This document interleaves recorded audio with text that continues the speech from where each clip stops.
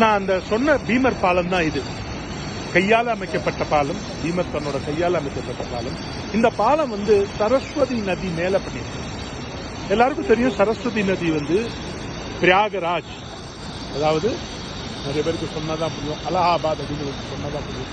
அந்த அலகாபாத்ல 3 நதி சங்கமமாகுது. ஒன்று கங்கா, யமுனா, அதுக்கப்புறம் சரஸ்வதி. இந்த சரஸ்வதி நதி நமக்கு கண்ணுக்கு தெரியாது, ஆனா இங்க மட்டும்தான் சரஸ்வதி நதி கண்ணுக்கு தெரியும். இந்த சரஸ்வதி நதி இங்கேருந்து கொஞ்சம் தூரத்துல பூமிக்கு அடியில் போயிடுது, அதனால நமக்கு கண்ணுக்கு தெரியறது கிடையாது.